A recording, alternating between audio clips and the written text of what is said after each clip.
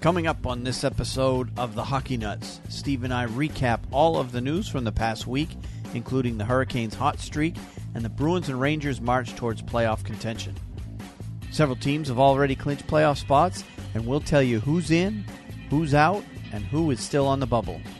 We'll also get you up to date with all the signings of college and junior players turning pro. And we'll also discuss all the other headlines of the week in a busy week of action around the hockey world.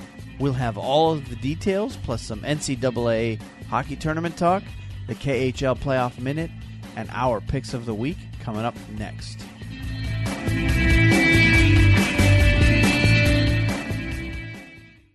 This is the Hockey Nuts Podcast, Season 1, Episode 33, recorded on Wednesday, March 29th, 2017. Hurricanes are learning how to win. Shut up and sit down.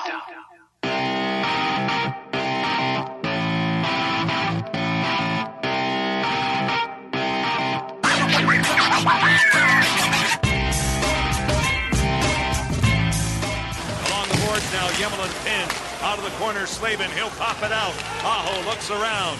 He'll deal it to the wall. DiGiuseppe will get it deep. That's another defensive zone situation in this third period where Sebastian Aho has held onto a puck, and it's been the right decision. Milodano canceled by Lee Stempniak. Pesci goes D to D. Slavin up the gut and out. Fielded by Petrie. Jeff Petrie. Taken down by Skinner. A steal. He scores! Hey, what do you say? Jeff Skinner, what a play! And the Canes have a 3-goal lead.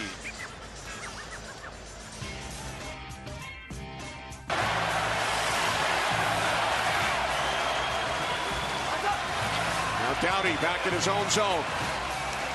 A minute 20 to play. Rangers with a goal in the second from Stepan. And then McDonough on the power play here in the third. Here's Zibanejad. Rick Nash shoots for the empty net and scores!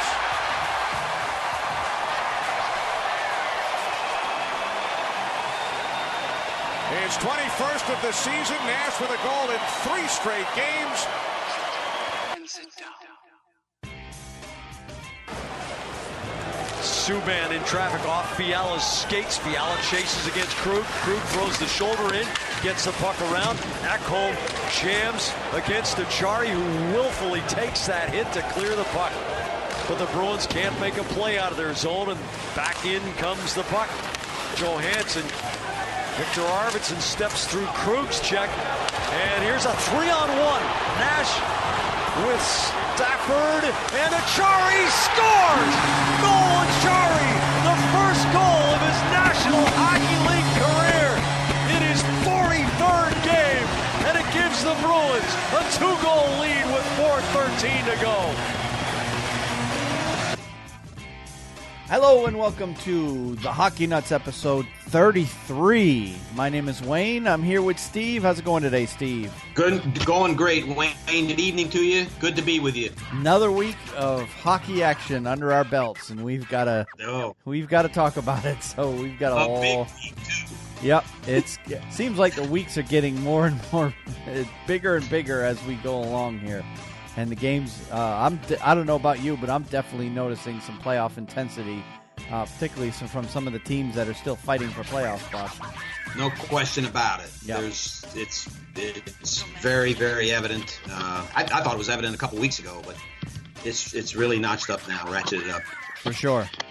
All right. You could be playing the Colorado Avalanche, and it's going to be tough. Yep, for sure.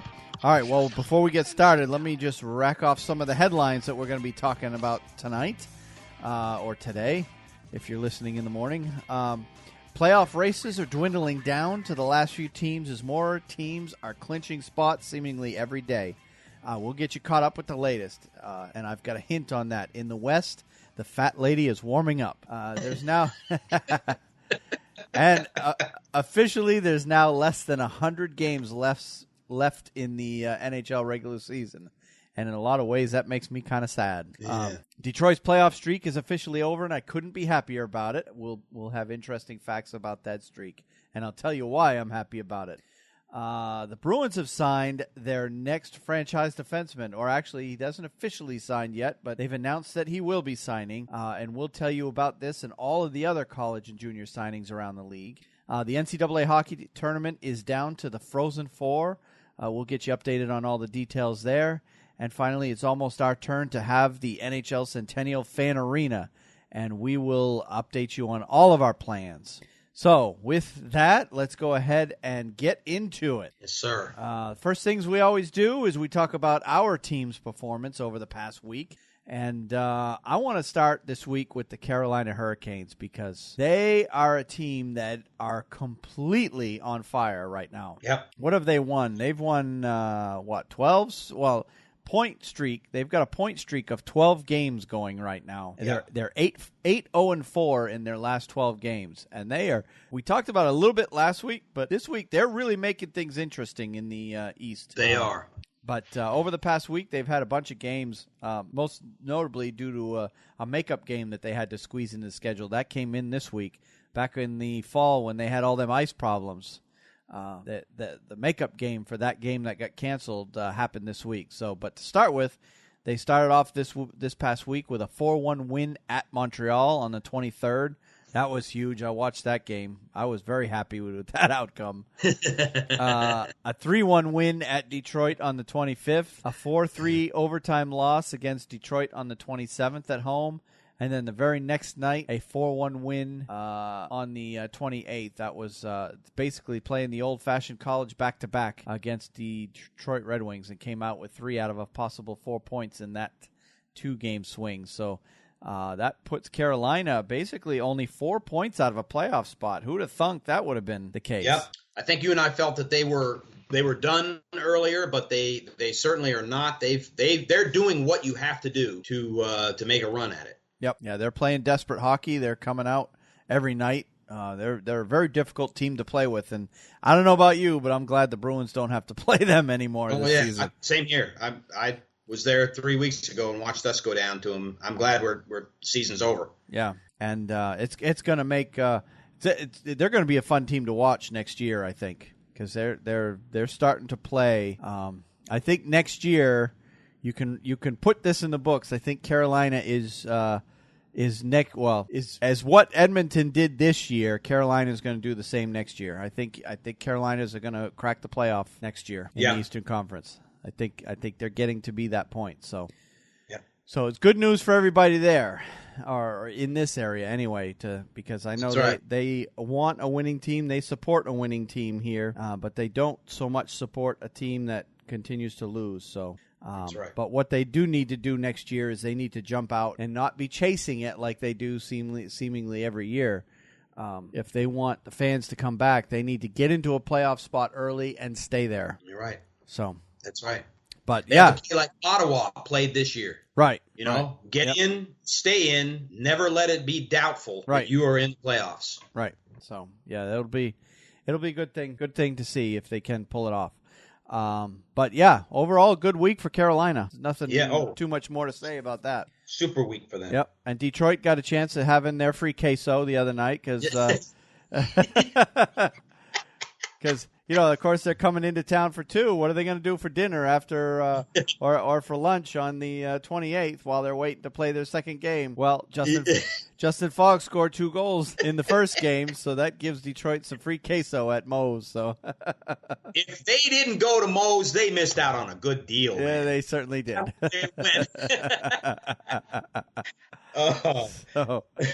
All right, well, let's move on to your Rangers, who actually clinched their playoff spot last night. They did. I think we were talking about it before the show. Some people might look at it and say, we backed into the playoffs. But I really beg to differ with people on that. I put together some numbers here. We went 1-1-1 on this West Coast road trip. We beat L.A. really soundly on Saturday night, and then lost to Anaheim on Sunday. And they came back in the second and third periods. That game was tied at the end of the first period. And then, of course, we lost last night in overtime, but we were always in that game with San Jose. But I'll take 1-1-1. I'll take those 3 points all day on that road trip. to me, if you come away with 4 points on that road trip, that's as good as you can do. Yep. And those 3 points got us into the playoffs, so I'm very thankful for that. But in terms of the Pacific Division, we went 11-2-1 against the Pacific Division. Wow. And 10-4 against the Central Division. So with the Western Conference this year, we went 21 wins, 6 losses, and 1 overtime loss. That's very good. And that might be the best we've ever done. Yeah. It could be said that if we didn't have the Western Conference in our schedule, we probably wouldn't make the playoffs. So, yep. And that's hard. I'm not speaking down about the Western Conference at all. We just happened to play well against them this year. Yep. So, and that's not easy to do. I know the Bruins at times have struggled in the past against the Western Conference. I don't have their record against the West up to, on my screen at this point, but I know they haven't done that well against the West. They did pretty good in the California road swing, but they didn't. They haven't fared as well when those teams have come here. So, but yeah, good. A decent week overall for the Rangers. Nothing too earth shattering there, but. Right. Like you said, all they're trying to do at this point is, the primary goal for the Rangers, I would think at this point, is just stay healthy so that they can go into the playoffs healthy. They've obviously had a playoff spot not officially locked up, but it's been pretty much locked up for the past few weeks now. So last night they just made it official. Yes, sir.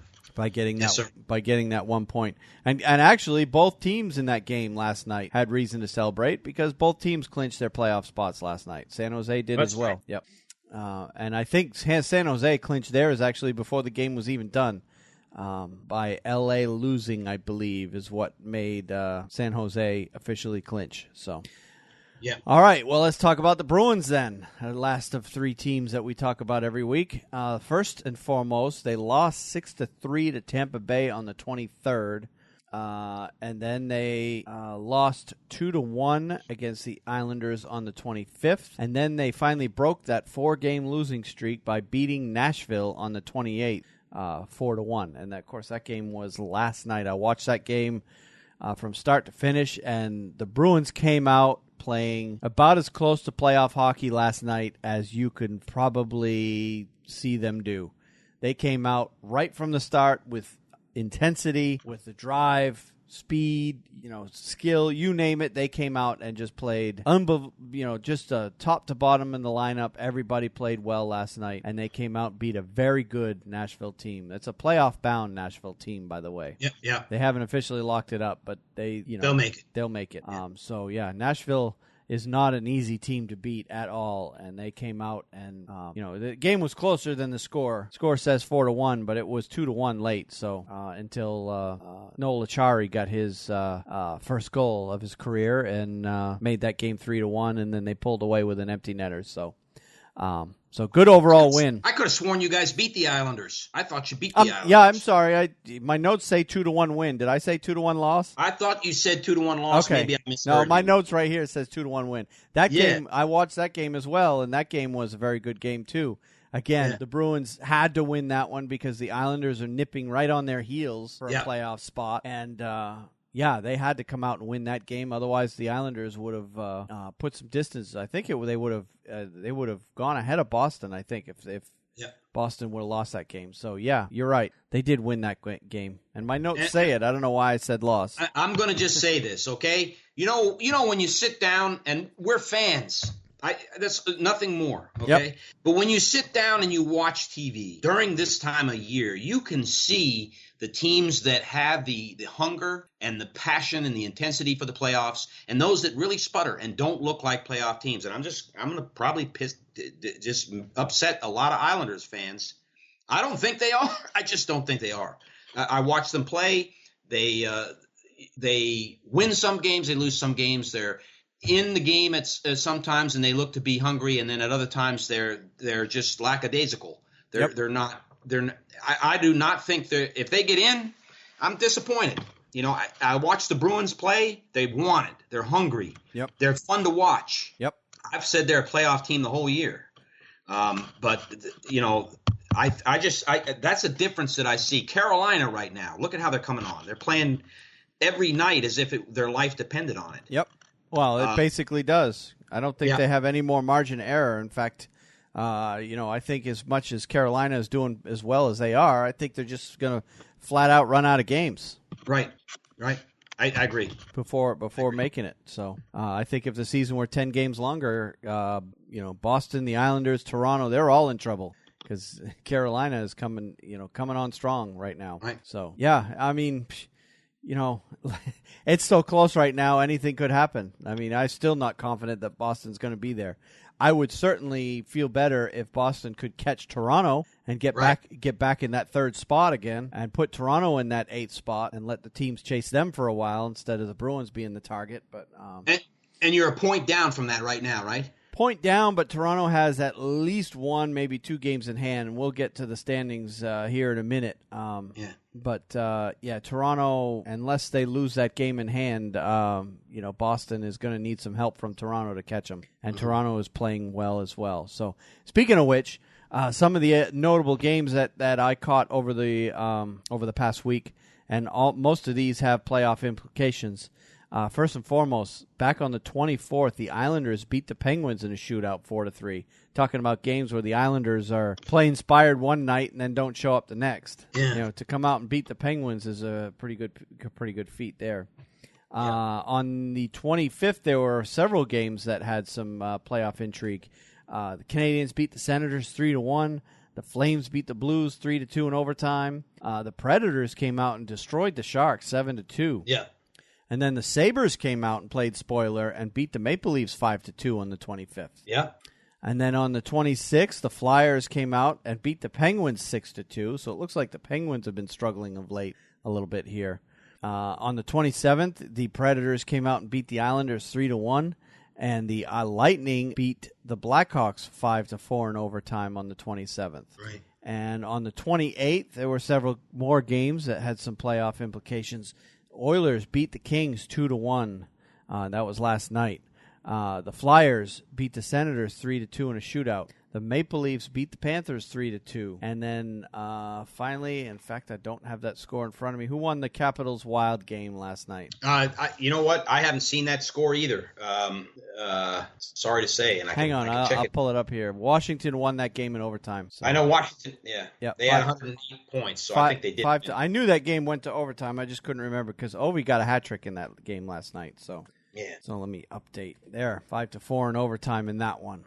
So now let's talk about the standings. So here we sit with 2 weeks left in the season? Yes. Most teams have anywhere from 6 to 8 games left in the season. So, all right. So what I have in the East, your top 3 in the Eastern Conference Metropolitan Division remain Washington with 108 points, Columbus with 105, and Pittsburgh falling back a bit with 103.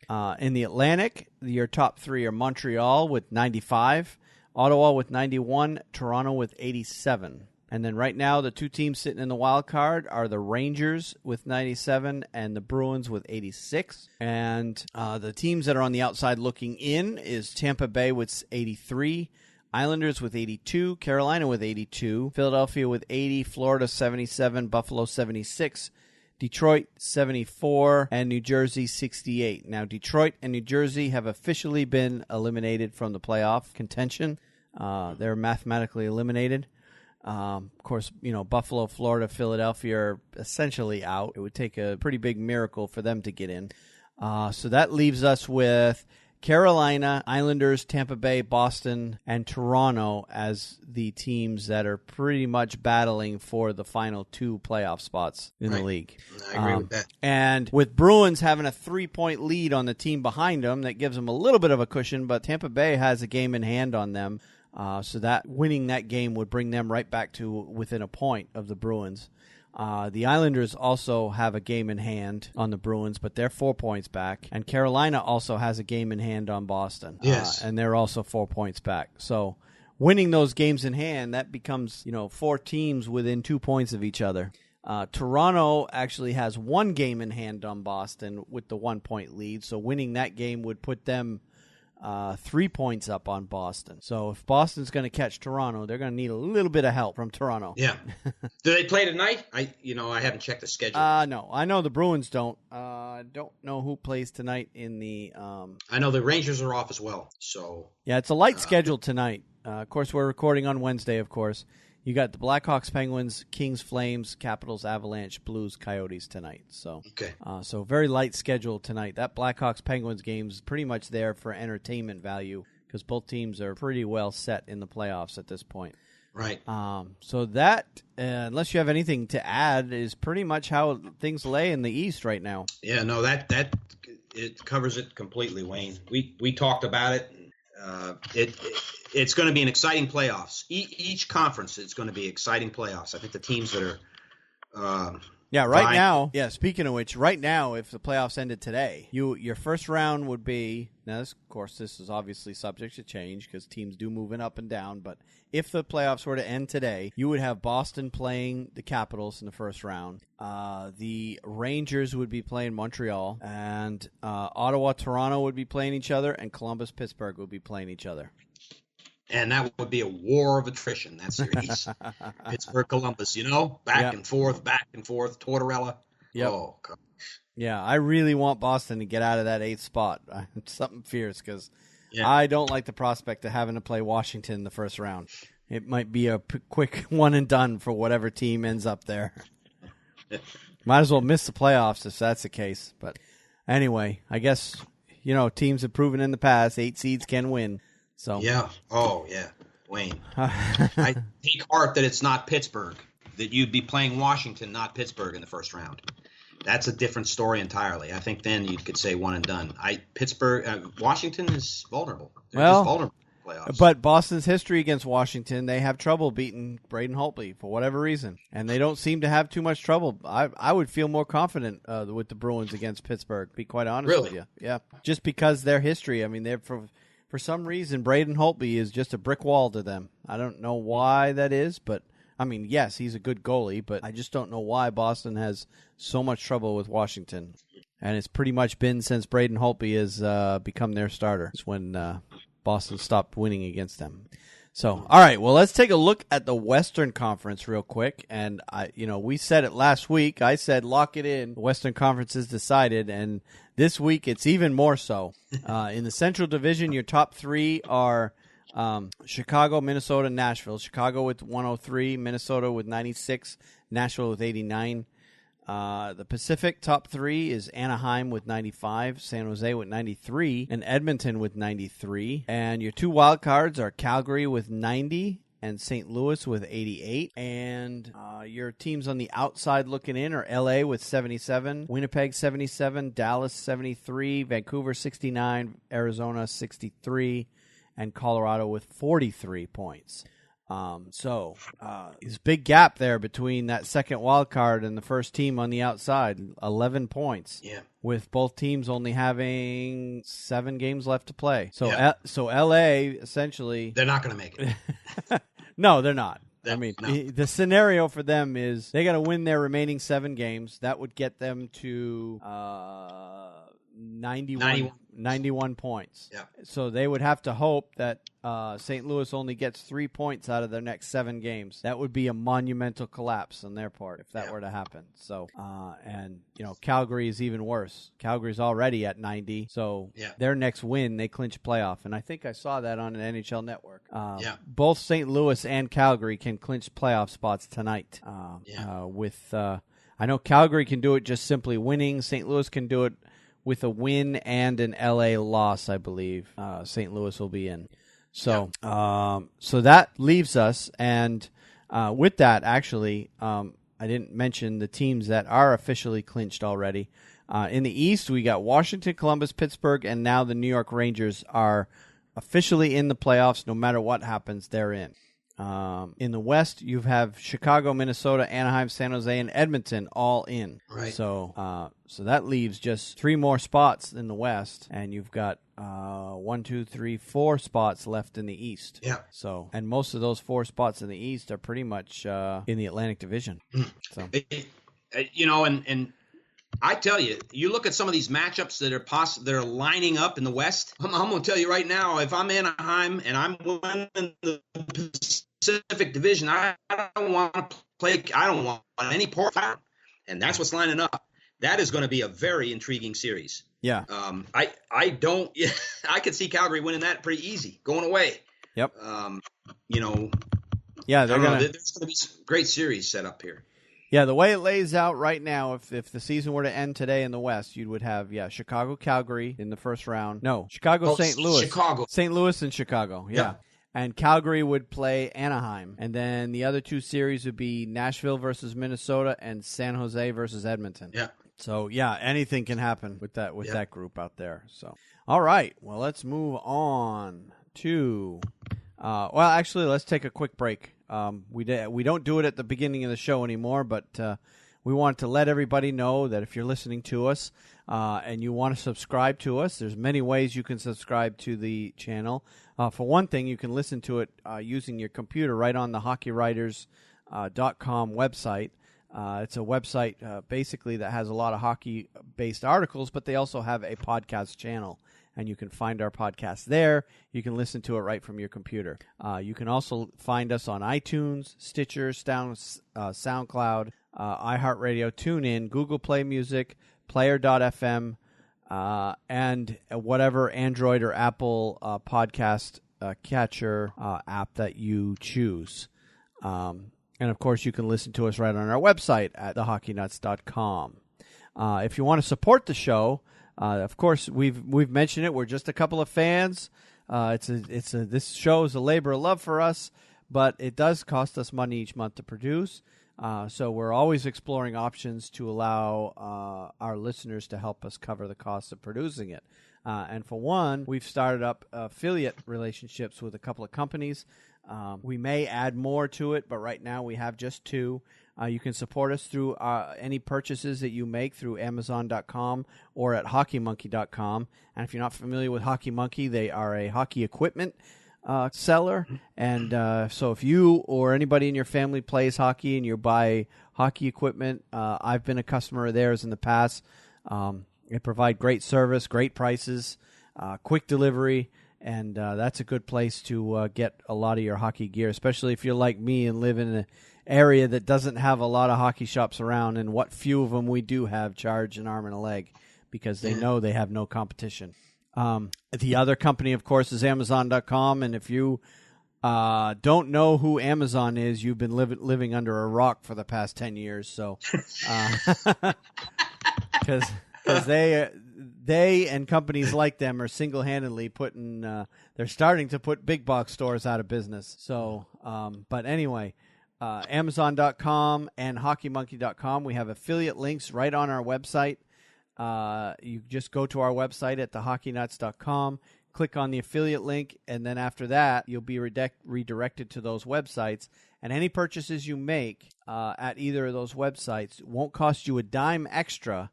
But any purchases you make, a small portion of that purchase will come back to us and will help us support the show.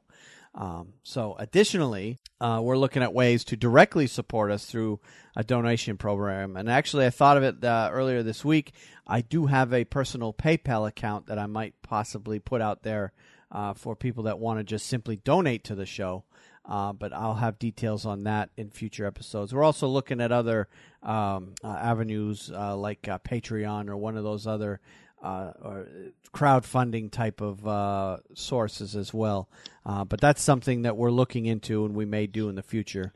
We just haven't done the research yet.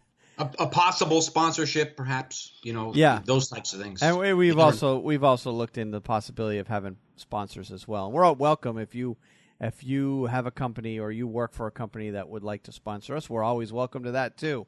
But other ways you can support us, you can share our show with any other hockey fans that you know. If you have the iTunes app on your computer device, subscribe to the show there. That'll help us rise up the rankings, which also gives us better visibility in iTunes. And also, speaking of iTunes, if you're in there, I encourage you to give us a review on iTunes. That helps us get noticed and rise up the rankings better there. And any place you find us on any social media outlets, If you could like, comment, and share our content wherever you find it, we would appreciate that. And we also want everybody to get involved with the show. Like we said earlier, we're just a couple of hockey fans, and we love interacting with the audience anytime that we get feedback. So, and finally, we're always looking to possibly get guest hosts to come on from time to time. Wouldn't have to be someone who come on every week, just every once in a while. If you feel that you can provide more insight on your favorite team or league than we do, certainly let us know, and we would love to have you on the show. And all you need is a computer with Skype. That's pretty much. I'd take care of everything else on my end. That's now, right. If you do want to get in touch with us, you can tweet me. I'm at Wayne Halley 9, and Steve is at sball504man. And you can email the show at feedback@thehockeynuts.com. Our voicemail box is 919-960-1718. Our Facebook page, where we stream the show live when we record, is at facebook.com/thehockeynuts. And we also have a YouTube channel, and I've got a quick link to it at thehockeynuts.com/YouTube. Of course, we do live stream the show every week when we record. So if you want to watch us live, you can see our ugly mugs on there if you want to watch us record the show live before it comes out on your podcatcher as an audio podcast. So, with all that said, let's get back to the hockey stuff. Yes, sir. And the first thing we talk about at this point in the show is transactions. And there have been a ton of them this week. I've got a big, long list of players that have signed out of junior or college. And we will start with I must say, a very good one, too, we're going to talk about for the Bruins. Yeah. We got a big one coming up. But anyway, going back to the 24th, speaking of the Bruins signed forward Ryan Fitzgerald out of Boston College. And they also signed Emil Johansson out of Djurgården in Sweden. The Montreal Canadiens signed forward Jeremiah Addison out of the Windsor Spitfires. Calgary Flames signed Dylan Dubé out of the Kelowna Rockets. San Jose signed Noah Rod out of Genevieve Servette, which I believe is in the Swiss League. The Canucks signed Brock Boeser out of the University of North Dakota, and I do know that he actually played this past week because he got his first NHL goal, I believe. That's already. correct. Yeah. Calgary Flames signed Josh Healy out of Ohio State University. The Arizona Coyotes signed Clayton Keller out of Boston University, and he also played his first game this past week, because I remember seeing that headline. St. Louis Blues signed Evan Fitzpatrick, a goaltender, out of the Sherbrooke Phoenix. Pittsburgh Penguins signed Jeff Taylor, defenseman, out of Union College. The Canadiens signed Victor Mete out of the London Knights. He's a defenseman. The New York Islanders signed John Stevens out of Northeastern University. And the Rangers, stop me if you want to talk about this one, the Rangers signed Vinny Lettieri, forward, out of the University of Minnesota. Yeah, I watched him play this past weekend in the NCAA tournament. Yeah. And I did not know the Rangers were close to signing him. I got to say that. Until this show, I did not know that at all. Well, I don't think they're allowed to talk to the player until they decide. Okay. They can't. He's a good player. Yep. He's a very good player, Vinny Lettieri. And then, of course, if they decide they're leaving, then their eligibility is over. So so they had to wait essentially until Minnesota got knocked out of the NCAA tournament before they could even talk to him. I could be wrong, but I believe that is the case. Mm-hmm. All right. Additionally, LA Kings signed Matt Roy, or is it Wah? He's American. He's American, so it's probably Roy. It's probably Roy. Yeah. A defenseman out of Michigan Tech. Who knows? Maybe he is Wah. Another Rangers signer. The Rangers signed Vince Pedri, defenseman out of Penn State University. Boy, that's a weird thing to see. Just knowing that Penn State, for all those years and years and years, were a club team, and now they're signing players to play in the NHL. And they played very well. It's crazy how fast that program has risen to power. We'll talk about them later in the college hockey section. New Jersey Devils, Michael Kapla, defenseman out of UMass Lowell. New York Islanders signed Jake Bischoff, defenseman out of the University of Minnesota. Chicago Blackhawks signed Matt Icopelli, forward, Italian, out of Western Michigan University. Edmonton Oilers signed Joe Gambardella. Getting a good one there. Yep, forward out of Mass Lowell. He was a big part of their their success there the last few Very years. good player. Yep. Yeah. Vancouver Canucks have signed Griffin Molino out of Western Michigan University. St. Louis Blues signed Jake Wallman, defenseman out of Providence College. And Minnesota Wild signed Justin Kluse, a forward out of the University of Minnesota. And the New York Islanders have signed Tanner Fritz, forward out of the Bridgeport Sound Tigers. So those are all your junior and college player signings over the past week, and that gets us up to date as of the time of this recording. Now, I have a couple of others to talk about. And they're players. Well, this first one is a player that didn't sign with an NHL team, but he is related to a big star, Calgary Flames forward Johnny Gaudreau. Johnny Hockey. Johnny Hockey. His little brother, Tommy Hockey, has signed with Bridgeport out of the American Hockey League to an amateur tryout contract. So, actually, his name's Matt Gaudreau. I made that up, Tommy Hockey. It fit, though. That was very good. Yeah. I could see that being a nickname that sticks with him. Yeah. maybe that nickname will stick if someone hears this and gets Tommy access. Hockey. Tommy Hockey is playing with the Bridgeport Sound Tigers, the American Hockey League. So he had 35 points in 40 games this year with the Boston College, which isn't a bad season. He led the team in assists and finished second in the team in scoring. 22-year-old forward had 63 points in 4 seasons at BC. So he got kind of a slow start there with only 63 points in 4 years, with 35 of them coming just this year alone. So he's had a bit of a slow start. But Johnny Gaudreau, who also played for Boston College from 2011 to 2014, had something to say about this. He said, kind of advice to his little brother, just have fun with it right now, Gaudreau said. Not many players get to sign a professional contract and play in a professional league like he's getting the chance to do. Just enjoy it and make the most of it because there aren't many games left in the season, and have a good summer. I'll be pushing him to hopefully make a spot and have a good spot next fall. So he's got a good brother there that will help him along. Yes. So we'll have to see how Tommy Hockey does. Let's see. The other signing that I wanted to talk about actually hasn't officially signed yet, but the rumors started flying this afternoon. Defenseman Charlie McAvoy will forego his remaining eligibility at Boston University and sign an amateur tryout contract with the Boston Bruins. GM Don Sweeney announced today. The Bruins selected McAvoy, who completed his sophomore season at BU with the number 14 overall pick in the 2016 NHL Draft. He will report to Providence of the American Hockey League for practice on Thursday and should play in games this weekend. His development's been very good, Sweeney said. He's been relied upon heavily as a young player at BU, grew into leadership role this year, obviously had tremendous World Junior and gold medal effort. Their team overall is very, very talented, but very young. You go through some growing pains as a result, and that BU team certainly did.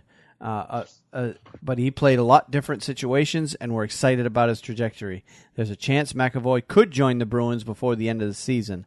Bruins are only 3 points ahead of the Tampa Bay Lightning for the last wildcard spot into the playoffs, with only 6 games remaining. That's still to be determined, said Sweeney, who's continuing negotiation with McAvoy's representatives while the 19-year-old gets his pro started in the NHL.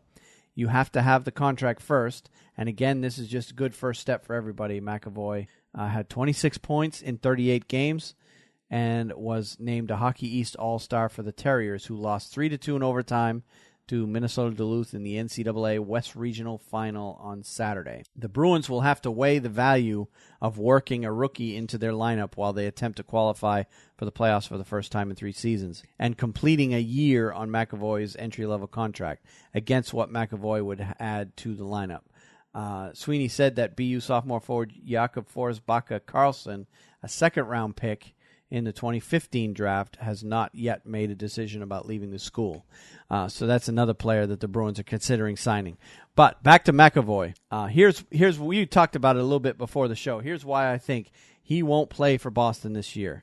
The amount of what he would bring to the Bruins, would his addition to the team add enough to make it worth it to burn a year of his contract? Right. That's the question. To me, he would have to be dominant to add him this year to make it worth burning a whole year of his entry-level contract. That's why I think the Bruins will keep him in Providence for the rest of this year, invite him to camp. He'll make the team, probably will make the team out of camp next fall, and will play with the Bruins starting next year. But I think for the remainder of this year, he'll play in Providence. It's the safe move, isn't it, Wayne? You know, here they are trying to make a playoff. Yep. You know, trying to put their name on the dotted line. Hey, we're in the playoffs, and you got a young guy like that. And I said it to you before the show. He makes the Bruins a playoff team next year. Where we're sitting here talking, and I think there's word on the line when you listen to people. Well, the Bruins are a possible playoff team. I've said they were a playoff team the whole year, but next year there's no doubt about it. Charlie McAvoy is one of the best defensemen not playing in the NHL. Yeah, that's correct. Yeah, and so he puts you guys over the top, and he's going to make the team. There's no question about it. So I'd be surprised if they put him in the lineup in Boston. I think he's going to stay in Providence, like you said. Yep. Well, here's the thing: if there was no salary cap, he would absolutely be in the Boston day one. But because this is a salary cap era, there is huge value at having a really good player still on an entry-level deal 3 years from, because I think the maximum they can sign is 3 years on an entry-level deal. I don't think they can go longer than that. So to have that third-year player who's, doing dominant, playing incredible hockey on an entry-level deal on a salary cap team is hugely valuable. And I think that's... And I think that's what they're going to try to do there. Right. But by burning a year, that shortens that contract essentially down to just a 2-year contract. And it just doesn't make sense to bring him in this year. That's right. It makes more sense to put him in Providence, go with what you got. And now, not like, even if they make the playoffs, some of the teams that they got to face in the East, like, Washington, Columbus, and Pittsburgh, if you're going to win the Stanley Cup, you're going to have to beat at least one of them along the way. Right.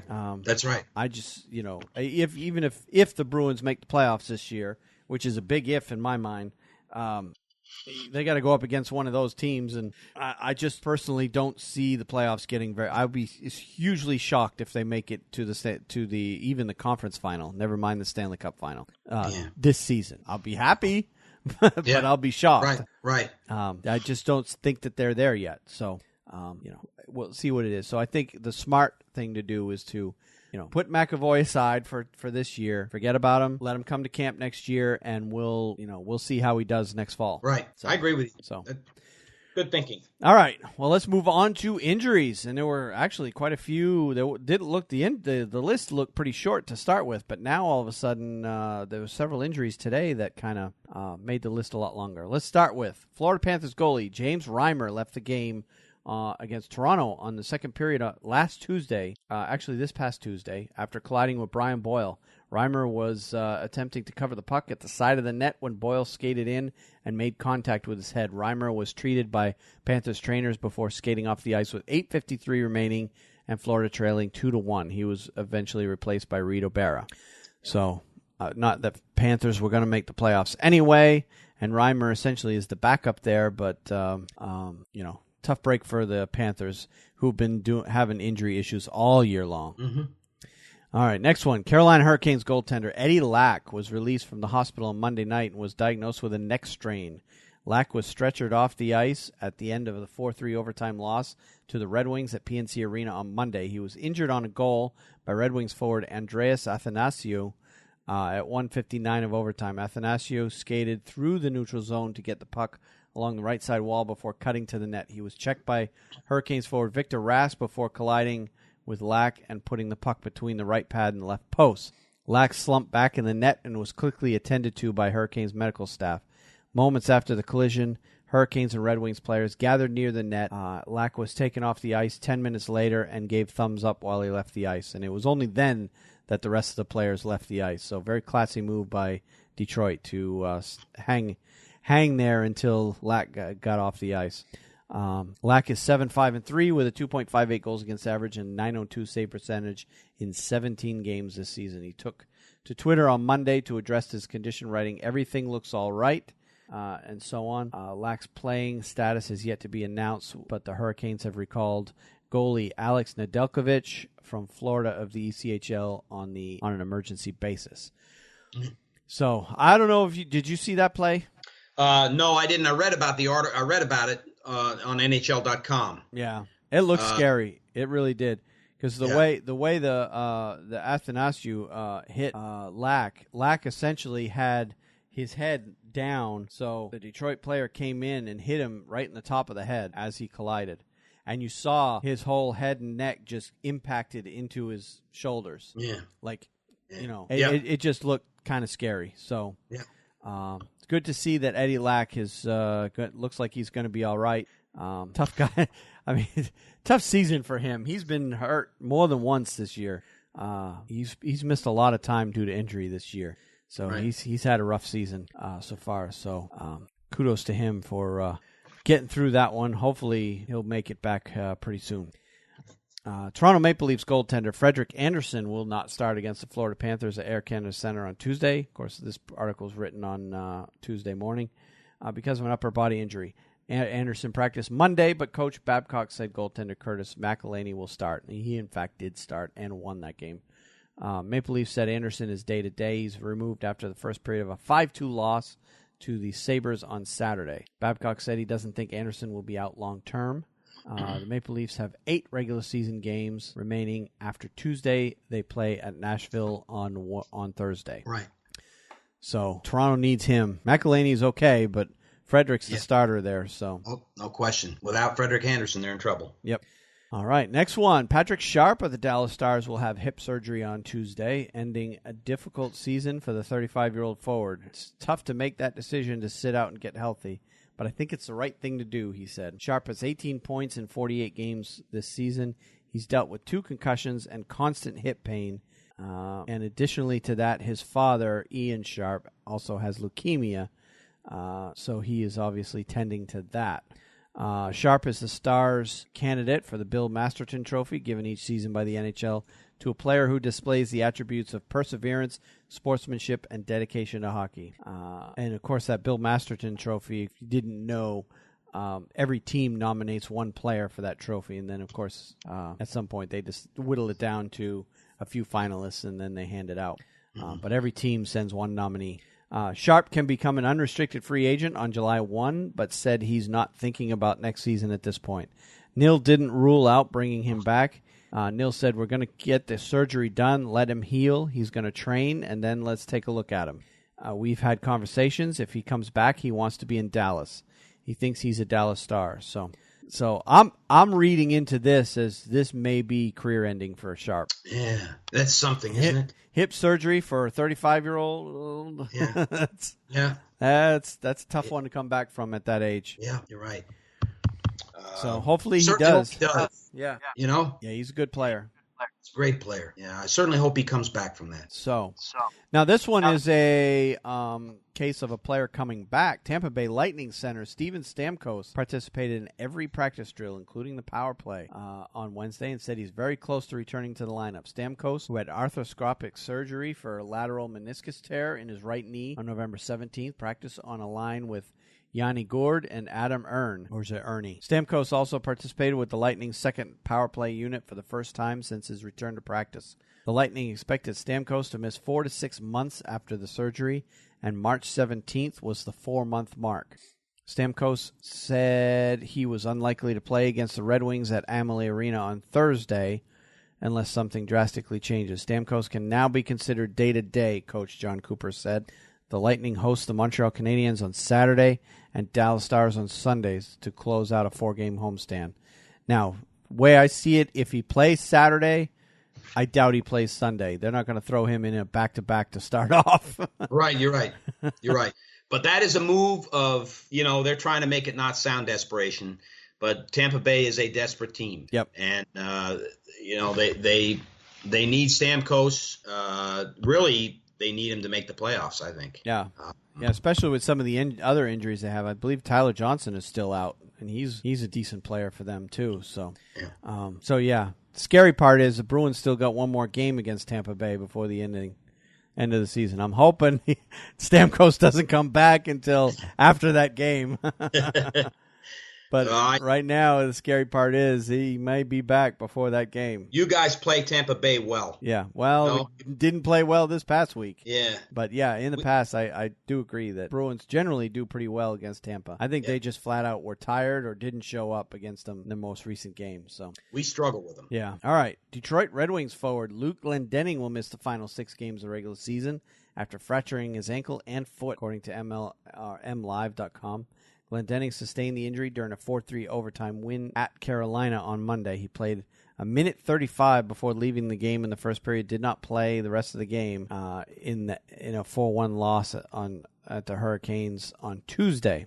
Detroit general manager Ken Holland told the website it is unknown whether Glendening, who has 14 points in 74 games, will need surgery. A little sore in his upper body, but I don't think he's going to be out for a long period of time. Leaving the game, that's the end of that story. So they're not sure whether or not he's going to, starting in on another story there.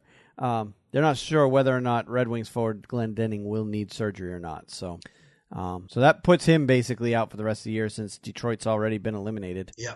All right, Minnesota Wild forward Zach Parise is likely to miss at least one game with an eye injury, but will not be out long term. Coach Bruce Boudreau said on Wednesday. His eye looks pretty black and blue, but he can see and he's fine as far as that goes, Boudreau told the Wild website.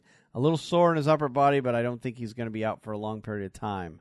Parise was injured when he was high-sticked by Tom Wilson of the Capitals during their game on Tuesday. The stick blade went up under Parise's visor, and he then collided with Washington's Jay Beagle while falling onto the ice. Wild said his eye is swollen, and Parise will have tests performed on Wednesday. Parise has 37 points in 64 games this season, with 6 points in his past 7 games. I hate to see eye injuries, and the NHL's come a long way with forcing players to wear that eye protection. Right. All players coming into the league have to wear a visor, and I think that's a good thing. There was a guy that played for the Islanders some time ago, and trying to remember his name, but he played in his first NHL game. He got hit in the eye, and essentially he lost that eye because the injury ended his playing career. Yeah. He was a defenseman. And didn't wear a visor, and I can't remember if it was a stick or a puck or whatever, but he's got one career game in his NHL debut, got hit in the eye, and ended his playing career. Isn't that? I mean, it's just, and I see it in the beer leagues locally. Guys that play in these beer leagues that want to play with no face protection whatsoever. They just wear a helmet, no cage, no shield, nothing. And they're out there playing in a beer league for basically nothing. They're paying to play. Yeah. And they're playing without face protection. And of course I did that when I was young too. When you first get out of youth hockey and you're allowed to play without a face shield, you're like, "Oh, this is so cool. I can see so much better." But eventually I got to a point where, I don't want the doctor bills that come with a facial injury, right. Whether it be dental bill or, stitches in your face. And it's preventable. So right. My cage went back on, and I play, even now, I play with a cage, with a full cage when I play hockey now. And it's just because I got to go to work tomorrow, I don't need this. Yeah. So, I'm not saying the NHL needs to go to full face shields, but at least it's good to see that they do the half shields, and you see those eye injuries have gone down significantly. Along the lines, we've suffered with it. Mark Stahl had a terrible eye injury. Yeah, he really took him out of the league there for a long time. There's a question whether he would come back and play. Remember Brian Berard? Brian Berard got an eye injury, and he was going to be a great NHL player. Yeah, and he got an eye injury, and it didn't blind him, but it did affect his vision to the point where he was just an average defenseman from then on. And I can't remember when he stopped playing, but he stopped playing a couple of seasons after that injury. He just was never the same player after getting hit in the eye like that. So in the case of Mark Stahl, he wore the full plastic shield, until he was healed. Yeah. Don't know that he's doing that now, but he does have the visor down, below the eyes. Yeah, no player, even this day, in the NHL is going to wear a full shield unless they're healing from an injury. Right. So anytime you see a player with a full shield, it's because they have some sort of facial injury that they're protecting. Mm-hmm. And as soon as they can, they're taking that off. because it's the macho thing to do. That that's kind of the mentality among those players. Right. Is even if they want to wear a full shield, they can't because they don't want the peer pressure and the backlash and the making fun of, whatever you want to call it. It exists in that league, or in any pro league for that matter. Mm-hmm. All right, so that's all the injuries I had, unless you had some. No, I didn't. I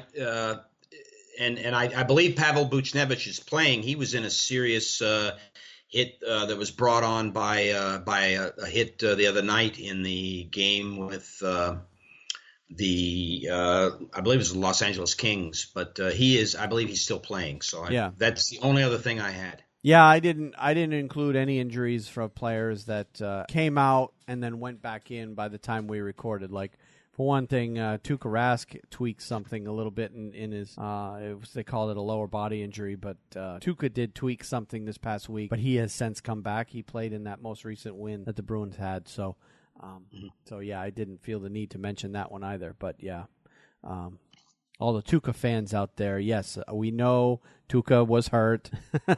Yes. And he may not still be 100%, but he is playing, so it's not worth talking too much about. All right, let's head on to milestones, records, and honors. And there were just a couple of this week. Brian Giunta had a milestone night recently where the Buffalo Sabres was celebrated for playing his 1,000th career game. And he scored a second-period goal to give his team a 3-0 and what would eventually become a 4-2 win against the Florida Panthers that night. So kudos for him for his 1,000th game. Another BC alum. Yeah, I actually heard the wonderful Rick Jenneret talk about what a great thing it was. With his 1,000th game. I'd almost watch the game just to hear him the whole time there. But he's something. But Brian Giunta, kudos to him. And I remember Brian Giunta when we were still living in Maine. Went to watch, University of Maine play against Boston College. When he first came into Hockey East and played for Boston College, I noticed him. He was noticeable right away when he was out there with the Boston College team. He was not only the smallest guy on the team, but he was by far the fastest guy on the team. And he lit up Maine for 4 years, or I don't know if he played all 4 in Boston College, but I know it was more than one because I was very happy when he finally left Boston College. Because every time he came up to Alfond Arena, it seemed like he was putting on a show, and it was amazing to watch him play in college when he was there because he was that much better than everybody else. So kudos to him. All right, now it's time to get to the 3 stars for the week. The NHL announced on Monday. Nikita Kucherov, Dallas Stars goaltender Kari Lehtinen, and Anaheim Ducks center Ryan Getzlaf have been named the 3 stars for the week ending March 26. Kucherov posted 7 points in 3 games, all multi-point performances, to lead the Lightning to a pair of victories and help the team remain within 3 points of the final wildcard spot in the Eastern Conference. Lehtinen went 3-0-1 with a 0.98 goals against and a .959 save percentage and 1 shutout to guide the Stars to 7 out of a possible 8 standings points. And Getzlaf shared the league lead with 7 assists in 3 games, all wins to propel the Ducks to first place in the Pacific Division. I've got one thing to say about Kucherov, and I don't know why other teams haven't figured this out yet, but it seems like every time I watch Kucherov play, he's doing that, setting himself up, particularly on the power play. He just kind of hangs out right at the top of the circles on the weak side of the ice, and Tampa Bay feeds him, and he blasts one-timers. He scored a hat trick recently. Same exact shot, same exact spot, 3 goals. Yep. And he scored and he scored another goal against the Bruins this past week when they most recently played. The exact same spot. I'm like, were the Bruins not watching the tape on this guy? Come on. He's in that same spot every time. It seems like he scored half his goals from the top of the circle on the weak side off that one-timer. I mean, it's amazing to watch him do it, but, you got to wonder when are these teams going to pick up on that and put a stop to it. I agree. He's not Alex Ovechkin. No. Who can float around and hit that one-timer from a number of different areas. But it seemed like this past week he was. Yeah. With all those 5 goals in 3 games. All right, and finally this week in this category, we actually had a passing of note, particularly to Bruins fans. Gary Doak, who was a defenseman with the Boston Bruins when they won the Stanley Cup in 1970, died on Saturday at the age of 71. Doak played 8 Stanley Cup playoff games in 1970 when the Bruins defeated the St. Louis Blues in 4 games to win the first championship since 1941. He had 130 points in 908 penalty minutes in 789 games with the Bruins, Red Wings, Canucks, Rangers from 65 to 81. Doak played with the Bruins from 65 to 70 and 72 to 81. In 14 seasons with Boston, he had 101 points and 656 penalty minutes in 609 regular season games. He was an assistant coach for the Bruins from 81 to 85 and a coach for the University of Mass Boston from 85 to 87. So rest in peace, Gary. I actually had the opportunity to meet him once at a Bruins charity game. The Bruins alumni, they travel around New England and play charity games for various causes. And in this particular one, they were playing a group of guys who were part of the they called themselves Third Watch. They're essentially first responders in the Bangor, Brewer, Orono, Old Town, that general area. A bunch of guys who belong to police departments, fire departments, EMS, those types of guys had a team that they played, and they played against that Bruins alumni team. I mean, got soundly beat, of course, because they're just a bunch of beer leaguers. But Gary Doak played in that game, and I had the chance to meet. I met him. I met Terry O'Reilly in that game, or after that game, because we just kind of hung around after the game and got to meet a few of the players coming out. Terry O'Reilly is a funny story. My daughter was just, she was probably 6 years old, 6 years old at the time. And, she's got bright red hair that she got from her mother's side of the family. And, of course, Terry O'Reilly, being a ginger himself, couldn't help. And he had to make a comment. He told my daughter, "I really love your hair," he says. That's good. So I got a kick out of that. So, yeah. Terry O'Reilly. I did meet Gary Doak as well. And, he was playing. He was a fixture with that Bruins alumni team. Seemed like every time I got the opportunity to see the Bruins alumni, he was part of the group, because it's an alumni group and players come and go, and you don't see same players playing all the time. They'll play a game here or there depending on where the game is, but Gary Doak seemed to always be there with the Bruins alumni. So he was a part of the Bruins organization right up till the end there. So and of course it says here he did play a short stint with the Rangers as well. So and I didn't know that. Yep. He wasn't he wasn't one of the big name stars on the Bruins. He was your prototypical third, fourth liner type of player, but he was on those Stanley Cup teams. Good friends with Bobby Orr, of course. So it's good. So all right, well, let's move on to suspensions and fines for the week. There was only one that I saw. San Jose Sharks forward Michael Haley has been suspended for 1 game without pay for roughing Nashville Predators forward Calle Jarnkrok during NHL game number 11-14 in Nashville on Saturday. The incident occurred at 12:56 of the third period, and Haley was assessed a match penalty under the terms of the collective bargaining agreement, and based on his average annual salary, Haley will forfeit $3,472.22. I just read that match penalty. I didn't realize he got a match penalty on that. So I don't know if you saw the play. I did see that one. Yes. Yep.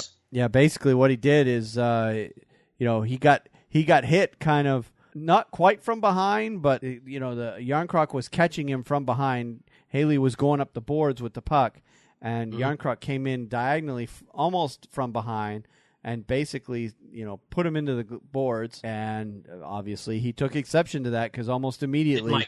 He chased him down. He just immediately just came up, after he got up, just went straight for Jarnkrok, making no attempt to play the game in any way other than to just attack Jarnkrok and just sucker punched him right in the face. I mean, Jarnkrok, obviously, the body language there showed that Jarnkrok had no intention of getting into. I mean, Michael Haley is a heavyweight. There's no. Right. There's, he's one of those guys, and Jarnkrok obviously isn't. So Jarnkrok did not want to get into any kind of tussle with him, but the way he attacked him there, and then Jarnkrok just sucker punched him essentially is about what you can best way to describe it, and kind of knocked him out. I mean, it knocked him straight to the ice for sure. Mm-hmm. So yeah, I'm surprised the Sharks only gave him one game for that. Yeah, well, the league may looked at it as, hey, the guy, the reason the guy did it was because he was ticked off. Yeah, and it wasn't like he wasn't, the play Yarncroc came up and hit him with a velvet hammer or something. Yeah, I mean, it was a dirty play, and I maybe that factored into it. Yeah, well, he obviously didn't like to hit, so yeah. But yeah, that's why I was surprised. A match penalty. See, match penalty obviously in the NHL is not as severe as it would be.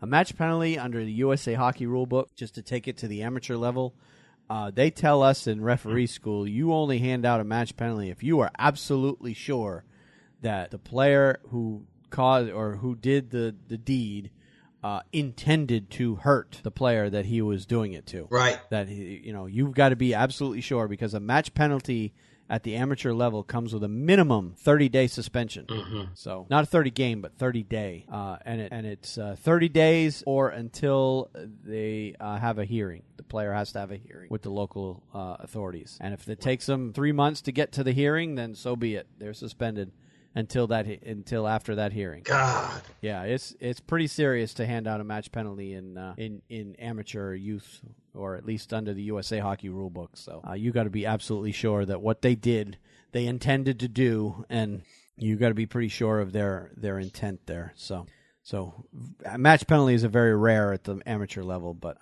you see them quite often at the pro level, and to only get one game is, that's why I'm surprised. All right, there are other stories that happened this week that kind of were a bit interesting. The first and foremost is the Detroit Red Wings' 25-season streak of qualifying for the Stanley Cup playoffs finally ended after a 4-1 loss to the Carolina Hurricanes at PNC Arena on Tuesday. The loss, combined with wins by the Boston Bruins, Toronto Maple Leafs, eliminated them officially for the first time since 1990-91. Boston defeated the Predators 4-1. Toronto defeated Florida 3-1. Detroit was playing in its third game in 3 days. It won the prior two in overtime, and Cam Ward made 21 saves for the Hurricanes and are 4 points behind Boston for the second wild card in this playoff spot. Hurricanes have a 12-game point streak as well. Anyway, going back to the Red Wings, during this span, there's some interesting numbers that come out of this. They won the Stanley Cup 4 times, tied with the Pittsburgh Penguins for the most in that span, and came within a game of winning it a 5th time when they lost Game 7 of the final to the Penguins back in 2009.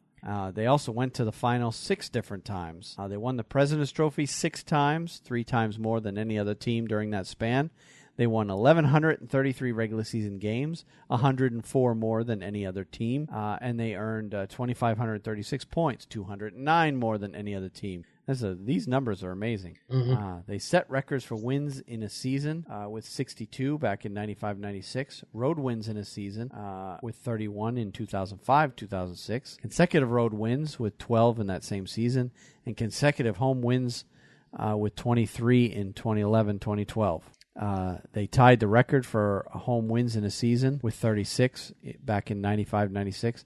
And for 21 seasons, they didn't even come close to missing the playoffs. They finished in the top 4 in their conference 18 times and had a cushion of at least a dozen points 3 other times. It wasn't until the past few seasons that they had to fight to make the playoffs. The Red Wings streak was not the longest in NHL history. The Boston Bruins made the playoffs 29 straight seasons from 1967-68, which is the first year of expansion, all the way through 95-96. And there's your reason why I'm happy the Red Wings. Yeah. Because the Bruins still hold that record. Yeah. The Chicago Blackhawks made the playoffs for 28 straight years from 69-70 through 96-97. And the Blues also made the playoffs for 25 straight years from 79-80 all the way through 2003-2004. So now, currently, the Penguins have the longest current streak at 11 seasons, including this one. And the Blackhawks are next in line at 9. So the question comes up, can the Penguins surpass the Red Wings streak? So if you do the math out 15 years from now, which would be the year that they would pass them, Sidney Crosby will be 44. Evgeny Sidney Malkin Crosby would be gone. Yeah. Sidney Crosby would be gone in that time. Evgeny Malkin will be 45. Gone. 17 years from now, Jonathan Toews and Patrick Kane will both be 45. Also gone. Yeah. Unless they pull off a Yager. This feels like the end of an era in Detroit, and it is. The great Gordie Howe died June 10th. Ilitch died February 10th. Now the streak is over. The Joe Louis Arena is closing. So back in 1991, that was the last time the Red Wings picked in the top 10 of the NHL draft. They took forward Martin Lapointe with the number 10 overall selection. From 92 through 2013, they picked no higher than 19th. Yet, look at the success they had. Yeah. It's just an overall amazing run that Detroit had there.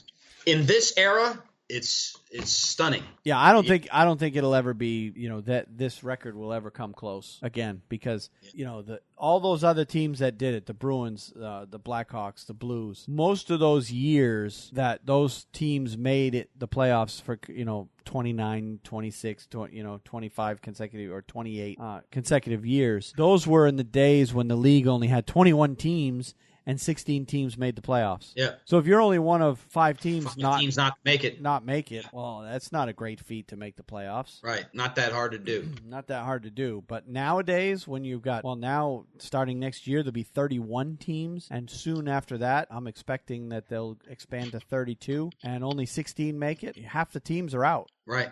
So to put a run together of that length, obviously is going to span more than one. So you can't have a single core of players that will take a team through a 25-plus year streak like that, because players just don't play that long. So what I'm amazed by is here Nick Lidstrom has been gone for 4 years now, right? 3 or 4 years, and they made the playoffs every one of those seasons. Yep. And say what you want, there's people who might disagree with me.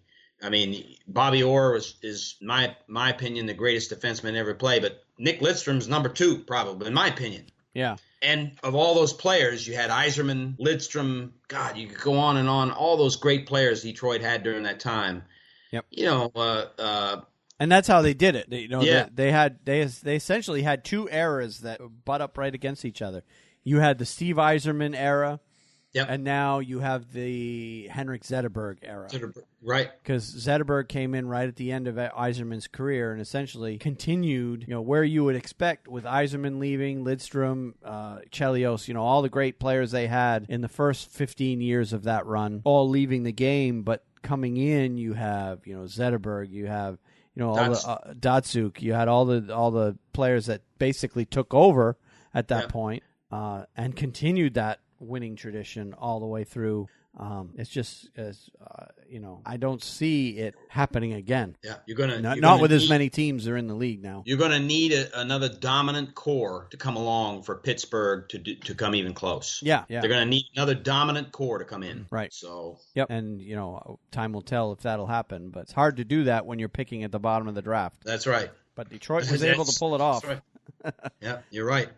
So. All right, our next story under the interesting category. Craig Cunningham, the former NHL forward who collapsed on the ice before an American Hockey League game in November, will drop the ceremonial first puck during the Arizona Coyotes Fan Appreciation Night at Gila River Arena on April 8th when the Coyotes host the Minnesota Wild. Cunningham, who's 26, was captain for Arizona's AHL affiliate in Tucson when he went into cardiac arrest on the ice before a game in Manitoba on November 19th. Cunningham, who had to have his left leg amputated and is walking with the help of a prosthetic, returned to Tucson with his mother, Heather, for a ceremonial puck drop before a Roadrunners game against the Barracuda of San Jose on March 25th. The Coyotes are giving fans the opportunity to congratulate Cunningham on his courage, willpower, and perseverance through his rehabilitation. A 4th-round pick of the Boston Bruins in the 2010 NHL Draft, Cunningham had 3 goals, 5 assists in 65 games with the Bruins and Coyotes.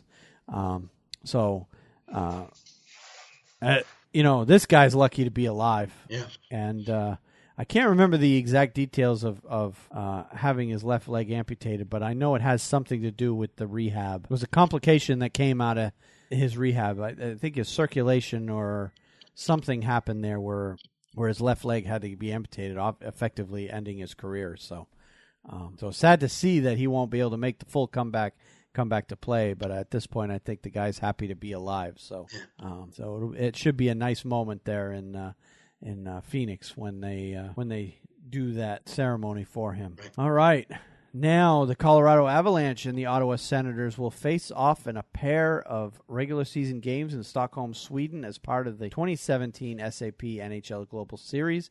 The league announced on Friday the Avalanche and Senators will play back-to-back games at the Ericsson Globe on Friday, November 10th and Saturday, November 11th. The 2017 SAP Global Series will mark the sixth time the NHL has traveled to Europe to play regular season games, and in the first such time since the 2011 CompuWare NHL premiere, which took place in Berlin, Germany, Helsinki, Finland, and Stockholm, Sweden. These games reward the legion of loyal and passionate international fans by featuring some of the NHL's biggest stars and generating interest in the league worldwide.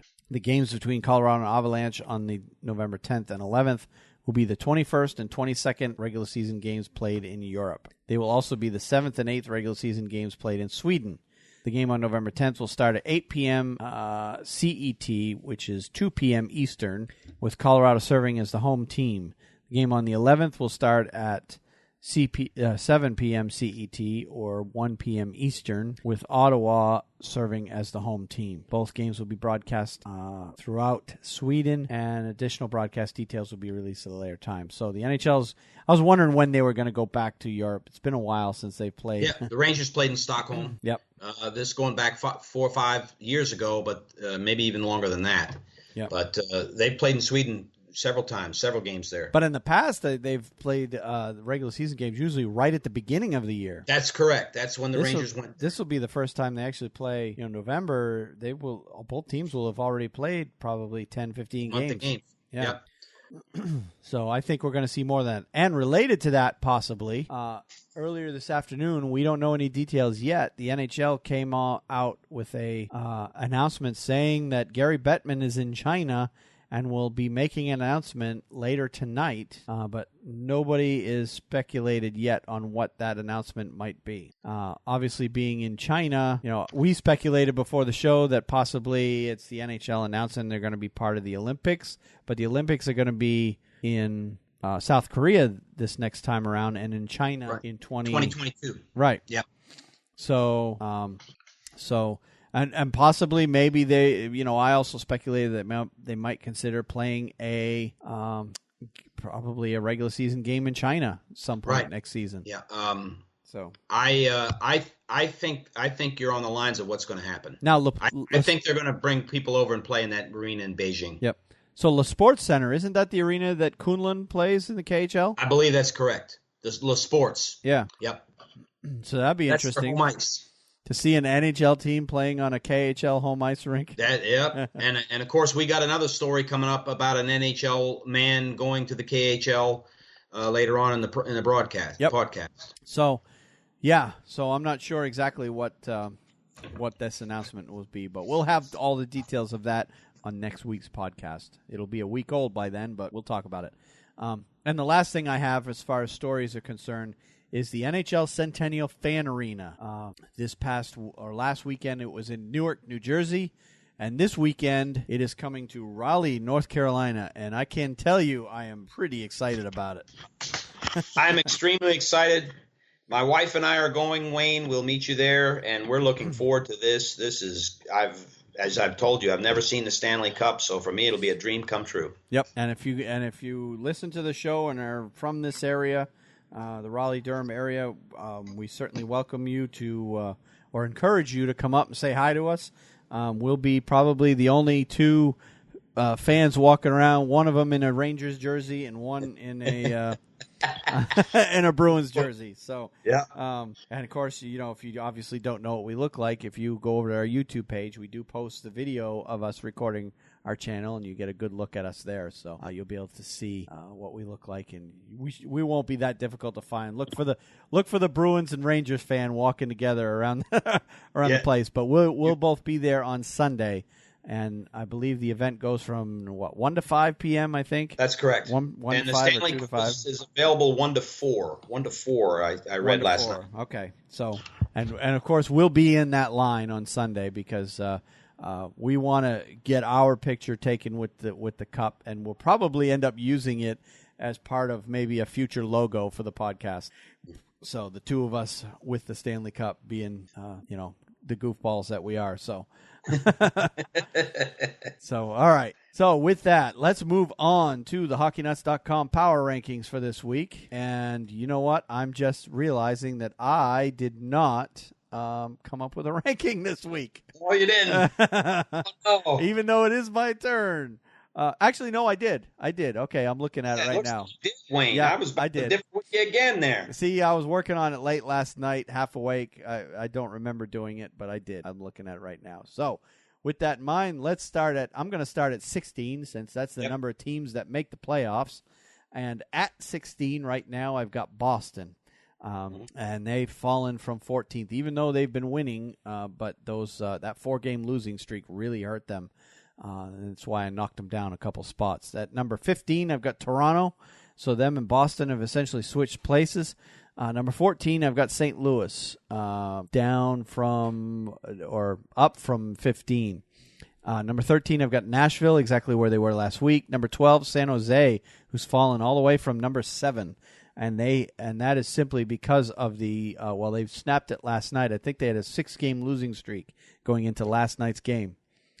So that's why I dropped them all the way down to 12.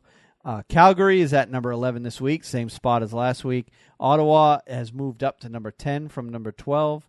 Edmonton sits at number 9, same place as last week. Montreal 8, exactly where they were last week. Anaheim goes up to 7 from 10 because they've been winning while the Sharks have been losing. I've got Minnesota at 6, same as where last week. Rangers at 5, same as last week. Pittsburgh has fallen all the way to 4 because they've lost 3 in a row, or at least they had when I did this ranking, and they have dropped from number 2 to number 4. So naturally, teams got to move up. Chicago has moved up to 3 from number 4. Columbus has moved up to 2 from number 3. And number 1 again this week is Washington. They're beginning to pull away. Yes. So it looks like they're going to end up your President's Trophy winners this year. Again. Which I'm perfectly okay with it because have you heard my theory on the President's Trophy jinx? It's a curse. Yeah. we won it twice in the last, 5 years? It's not often that the President's Trophy winner wins the Stanley Cup. I can't tell you. I don't have it in front of me, but I can't tell you the last time that the President's Trophy winner has won the Stanley Cup. It doesn't happen often. Right. So I am okay with Washington winning it. Yeah. All right, so let's take a look at the games coming up this week. We'll start with the Hurricanes since we started the show with them. They have Columbus on the 30th at home, Dallas on the 1st at home, and then they're at Pittsburgh on the 2nd and at Minnesota on the 4th. That's a rough stretch for them. Columbus, Very Pittsburgh, rough. Minnesota, 3 of the top 5 teams in the league. Very difficult road games. Yeah, yep. I mean, they've shown they can beat Columbus before, but those are going to be very difficult games. The only chance I see them having is if those teams start to sit players. But then, with those teams already locking up playoff spots, their intensity level is not going to be where Carolina's. Carolina's playing desperate hockey right now, so that gives them a big advantage. All right, the Rangers have a light week, though. Not too bad. We're playing Pittsburgh on Friday night, but we have 2 games remaining against the Penguins. Both of them are at the Garden. Whether or not they play a full core of players, I don't know. They're not going to catch a third-place team, and I don't think they're going to even try.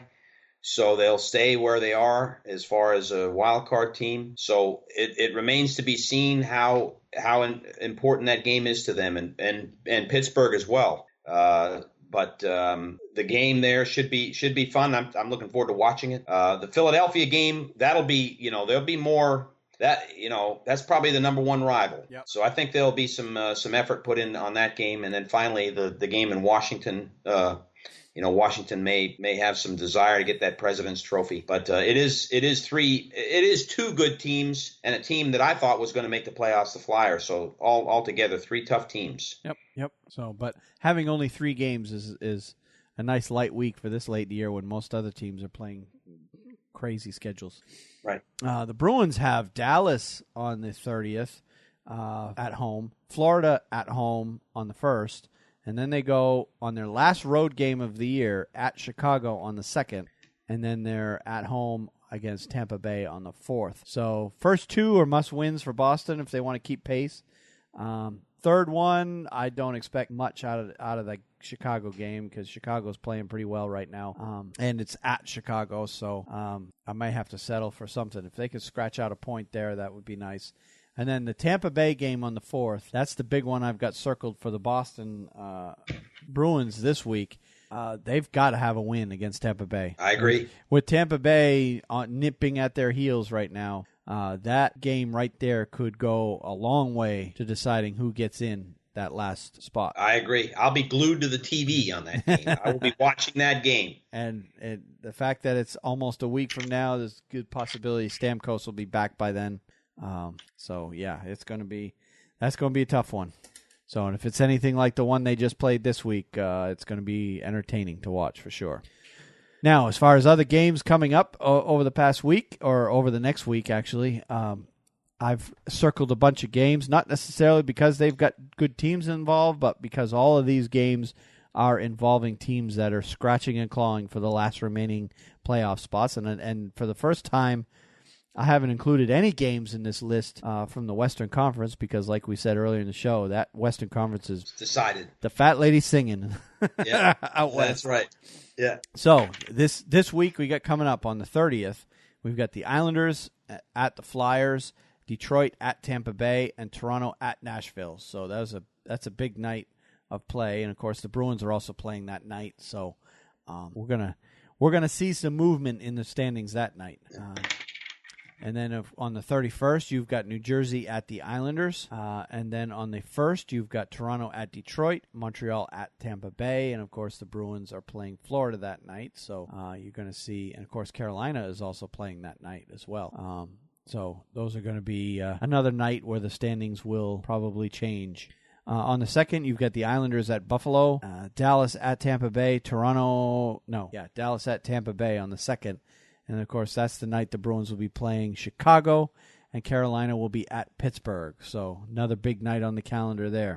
On the 3rd, you've got Toronto at Buffalo. That's pretty much the only game that matters that night. Yep. That's probably Toronto's game in hand right there. And then finally on the 4th, you've got Washington at Toronto, Islanders at Nashville, and, of course, both Carolina and Boston are going to be playing that night as well. So yeah, a lot of big games coming up. A lot of big games. Yep. A lot of hockey to watch, and very intense playoff implication hockey. Yep. It's no question. Yep. Most games you watch now, that'll be what's televised. Certainly. All right, that's it for NHL. Let's talk some college hockey. College hockey. What a week. Thrilling. I spent this past weekend, Wayne, watching more college hockey than I ever remember. Yeah, I don't think other than watching the Bruins, I don't think I caught any pro hockey this week. Yeah. There were a lot of games this week. Obviously, the NCAA tournament started on Thursday, and we had 16 teams in the tournament, the top 16 teams left in the country. And let's start off with just getting through the results in the first game. Let's say the first game. The first game I'm going to mention, we had Denver playing Michigan Tech, and Michigan came out on top 5-2 in that one. And then in the other side of that bracket, the Penn State Nittany Lions played Union College, or is it still Union College or Union University? I believe it's Union College. Union College. I believe that's correct. Out of New York, and that game surprised me. I didn't see that game, but the score really surprised me. Penn State destroyed them 10-3. A rear-end whooping. Yeah, and that was Penn State's first ever NCAA tournament game. Yes. And they came out with a win in that game. Penn State is a college hockey program that was a club team up until 5 years ago. I think this was their 5th season in Division I, and they're already in the NCAA tournament, and they got into the second round already. It's amazing. And they're good. They're a good team. So they advanced to play Denver, and Denver ended up winning that second round game over Penn State 6-3. So that puts Denver in the Frozen Four. Now, in one of the other regionals, you had Minnesota playing Notre Dame, and Notre Dame won that game 3-2. And that was, I believe, an overtime win. Yes, it was. Yep. And what a game! Yep. I don't know if you watched that game. I did not. No, I think I was still working that night. Quite a game. Quite an intense game. Minnesota was winning that game. Yep. 1-0 and then 2-1. And Notre Dame came back and tied it up 2-2 with about, I'm going to say, less than 10 minutes to go in the hockey game and put that thing into overtime. That's right. Yep. And the winning goal was scored by Anders Bjork, and that was really something. He snapped it from out right near the circle, and as soon as he shot the puck, I knew it was in the net. And I was like, my God, they beat Minnesota. Because I didn't think they would. Yep. No, I didn't. But I think I had Minnesota winning that game. And Anders Bjork, coincidentally, a Bruins prospect. Yes, and did he ever set himself? He's one of the players to watch in this Frozen Four for sure, especially for Notre Dame. Yep. Him and Cal Peterson. So, yeah, well, you're teasing it there a little bit, but in the other game, Mass Lowell shut out Cornell 5-0. And then, of course, Notre Dame came out and beat Mass Lowell 3-2 in another thrilling game. To advance to the Frozen Four. So that sets up a semifinal on April 6th, with Denver is going to be playing Notre Dame in the first semifinal. And the other semifinal will be, let's get to that. Harvard, the number 3 overall seed, played Providence in their first round game and beat them 3-0 in a pretty, I wouldn't say one-sided affair, but Harvard pretty much controlled that game from start to finish. Agreed. And then in the other half of that bracket, Air Force beat Western Michigan in their first round game 5-4, and that was a good game to watch. Couldn't believe it when Air Force won that game either.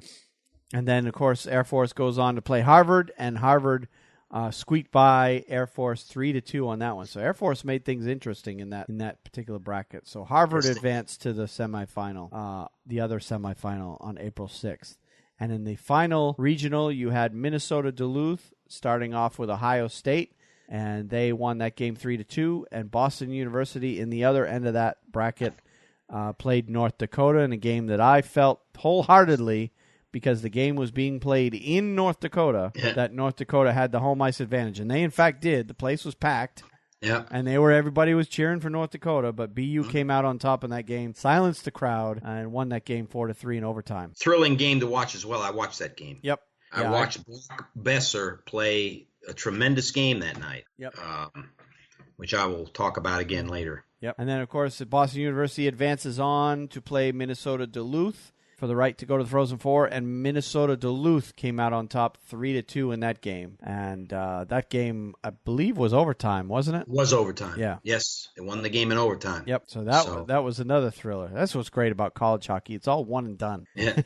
Feel bad for the teams that lose, especially in overtime. But yeah, it's, as a fan, it's fun. So that sets up the Frozen Four. We have number 1 overall seed Denver playing against Notre Dame, and the number 2 overall seed Minnesota Duluth will play number 3 overall seed Harvard. So if you were going chalk in your bracket, you should still have 3 out of the 4 Frozen Four teams left in your bracket if you didn't pick any upsets. So the only upset is Notre Dame. Yeah, I picked UMass Lowell to beat Notre Dame.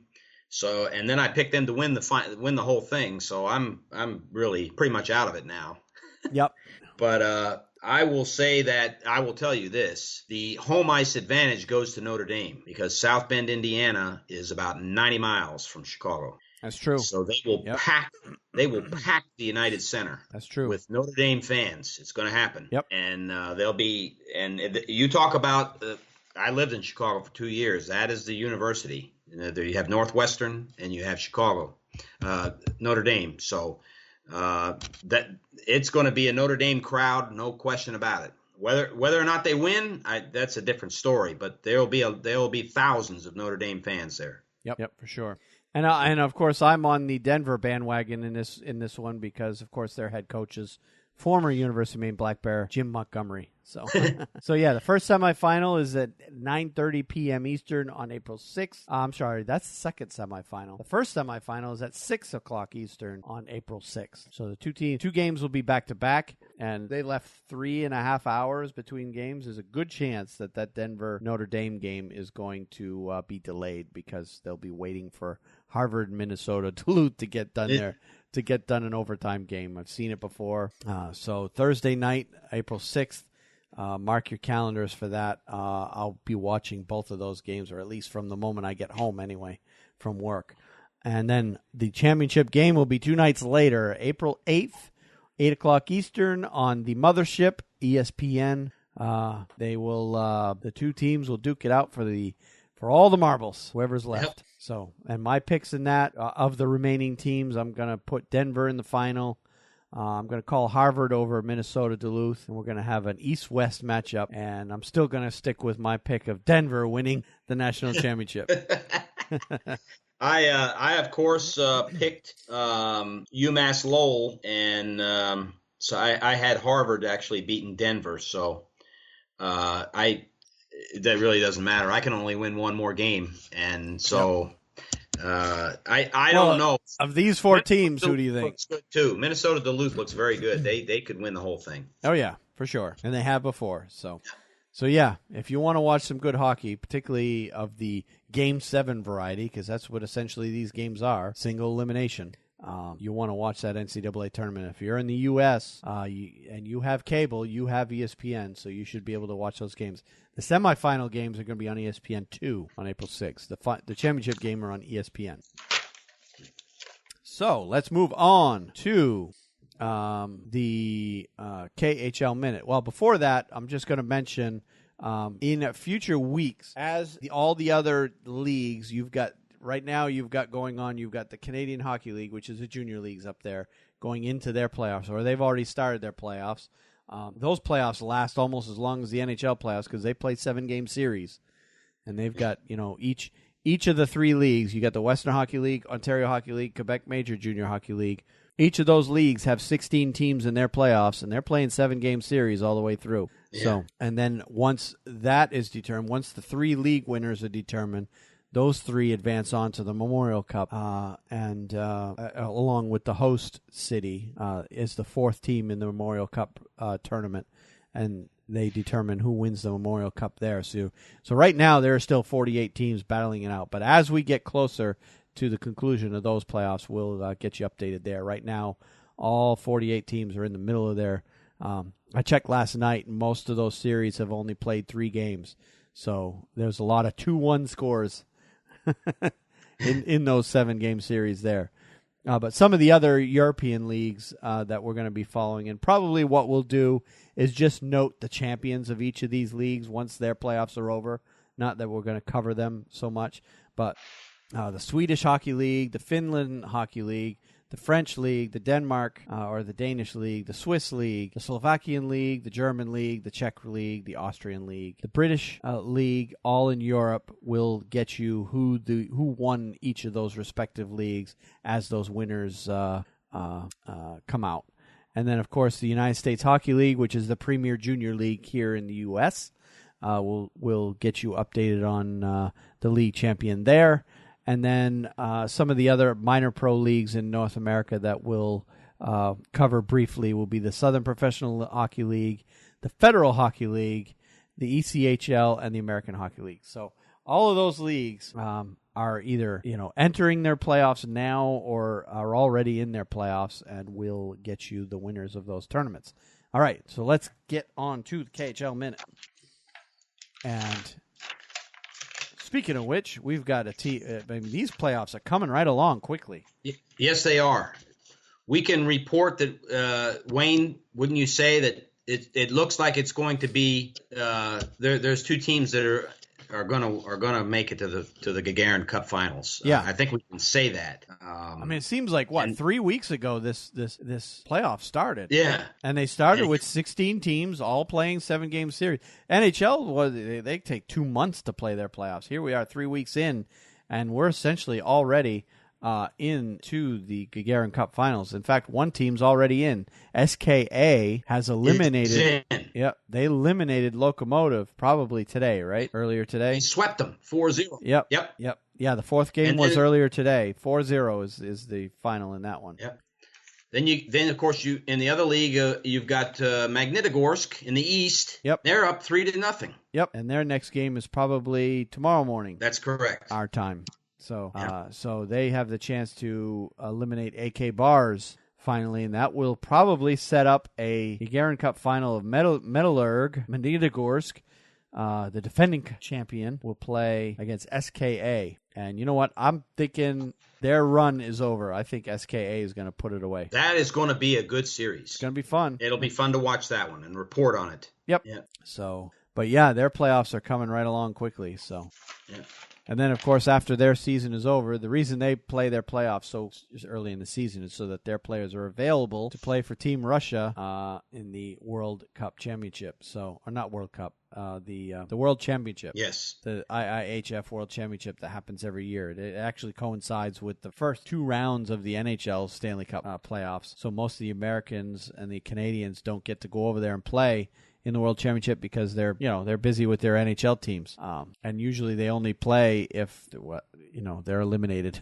Oh yeah. So the American Canadian teams generally don't do as well in the World Championship because the only players that go are the players that are playing on weak teams. Quite frankly. So I had a story which kind of ties together some of the things we've talked about, Wayne. Yes. Regarding the KHL. And, we see this upcoming announcement tonight in Beijing, which I think it's going to be the NHL is going to play some games there, whether they're preseason or regular season games. I don't know, but I could be wrong. Yeah. But another NHL coach, and he's been over there before. Mike Keenan was hired 2 or 3 days ago. Yep. By the Kunlun Red Star. And the article on the KHL website entitled "Keenan, the KHL has become a formidable league," in quotes. The current season is not over, but in China, Kunlun Red Star already has exciting plans for 2017-18. At the heart of it all is newly appointed head coach Mike Keenan. And the article referred to him as Iron Mike. I'm sure some people in Chicago would take offense to that. Iron Mike is a legend on both sides of the Atlantic after winning the Stanley Cup in New York in 1994 and bringing the Gagarin Cup to Magnitogorsk in 2014. Yep. Hockey, which we reported on earlier this year. Even before that, I got a phone call from Roman Rotenberg, the club's strategic development advisor. He asked if I'd be interested in assisting the Chinese government and Kunlun Red Star in their hockey program as they lead up to the Olympics. An advisory board was formed, including myself and Phil Esposito, to help advise and direct the relationship between the Chinese government and the Red Star. When they approached me about coaching the team, I took some time to consider it and agreed. That's how I ended up coming to China. So I tell you, I don't know if I'd do that kind of thing, but apparently Keenan likes traveling over there and seeing all these new things. He coached them in Magnitogorsk 2 years ago to the Gagarin Cup Finals. Yep. They're champions. So he's familiar with that league, but he's not familiar with Kunlun. So that'll be quite the thing. Yeah, that would be interesting. Yeah. And see that Phil Esposito got involved too, huh? Phil Esposito got involved with him, yeah. There's the article. Yeah. Advising the Chinese government. We'll definitely have to follow that story for sure. Yeah. All right. Well, that's all we have for the KHL this week. So let's go ahead and move on to the picks of the week. And I've got a short and sweet one. It's just kind of an interesting, I always like seeing these kind of stories. Jonas Gustafsson lived the dream of every goaltender on Friday. Not only did the goalie for the Bakersfield Condors of the American Hockey League earn a win, he was actually credited with a shorthanded empty net goal in the third period of a 5-1 win against the San Diego Gulls. The Condors were 2 men short, and San Diego had a 6-on-3 advantage after pulling goalie Dustin Tokarski. Gustafsson redirected a pass through the goal mouth and then was credited with the goal as the last Bakersfield player to touch the puck before an errant Gulls pass went into their own net at 16:56 of the third period.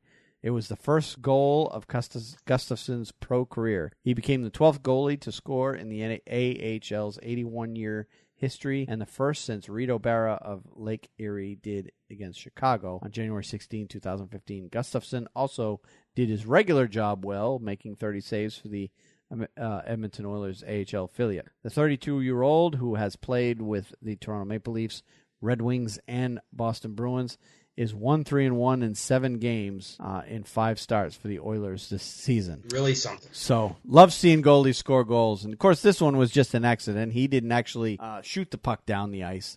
It was a pass that came across the goal mouth. He kind of stuck his stick out. It deflected into the corner. You know, their player went out to go pass it back to the point and missed, and the puck went all the way down the ice and into the net. So, because he was the last player to touch the puck on the scoring team, he gets credit for the goal. Yeah, that's good, though. Yep. That is a neat thing to see. Yep. So always like seeing those. And then, just as a side note, or as a personal note, the head trainer for that team, Bakersfield Condors, is a guy I used to referee with when we lived in Maine. So he was just a college student at that time, but now he's worked his way up and he's waiting for the big call. Yeah, that is great. to go be the trainer in Edmonton. So we'll see how long that takes. So anyway, that was mine. What was yours? Mine is in regards to Brock Besser. My pick of the week is Brock Besser. Brock Besser signs a contract, then scores for the Canucks.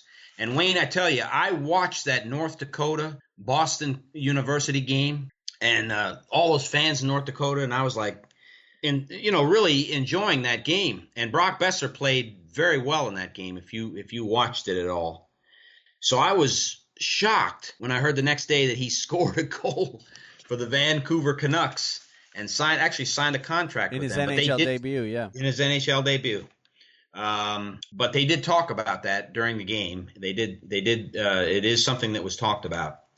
The Vancouver Canucks signed forward Brock Besser to a 3-year entry-level contract on Saturday. The Minnesota native, who was selected by the Canucks with the number 23 pick in the 2015 NHL draft, then scored in his NHL debut a 4-2 win against the Minnesota Wild at the XL Energy Center on Saturday. Yeah, it's been crazy, Besser said. Obviously, a heartbreaking loss there with my North Dakota team. But, I had to regroup there and focus on this game. I definitely think adrenaline kicked in here for this whole game. It's a dream come true. Besser, whose University of North Dakota team was knocked out of the NCAA tournament on Friday, scores what became the game-winning goal, giving Vancouver a 3-0 lead at 11 minutes 51 seconds of the second period. Because Besser, 20, has played for the Canucks this season, he will satisfy the first year of his contract. Oh. So I guess that they lose a year. Yep. Have you hear that? The Canucks lose a year, yeah. Yep. Which is the problem Boston has with McAvoy. Right. If they play him this year. And they may really seriously look at this. Besser was an alternate captain at North Dakota, scoring 34 points and 16 goals and 18 assists in 32 games this season.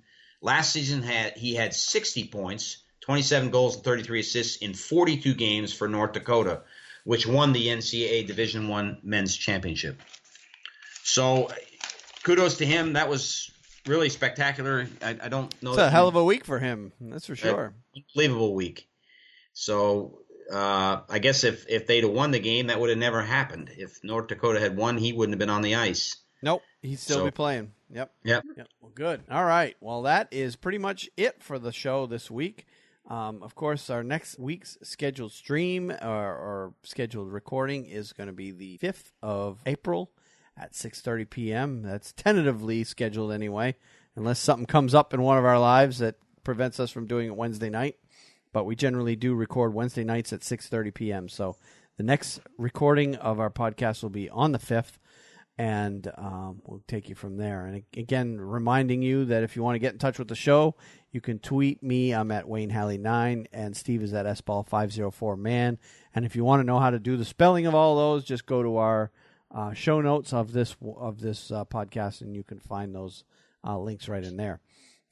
You can email the show at feedback@thehockeynuts.com. You can leave us a voicemail at 919-960-1718. You can reach us through our Facebook page at facebook.com/thehockeynuts. And, of course, you can reach us through our YouTube channel at hockeynuts.com/YouTube. And as far as subscribing to the show, there's many places you can find us. We're found first and foremost on the Hockey Writers podcast channel. That's at thehockeywriters.com. And you can just essentially go there, check out some of the articles while you're there, while you're listening to us. You might as well stay there and read some of the articles because they're very entertaining. But they have a podcast channel on that website, and we can be found there. We're also available on iTunes, Stitcher, SoundCloud, iHeartRadio, TuneIn, Player.fm, Google Play Music, and then, of course, any other app that you may be using on your Android or Apple or phone.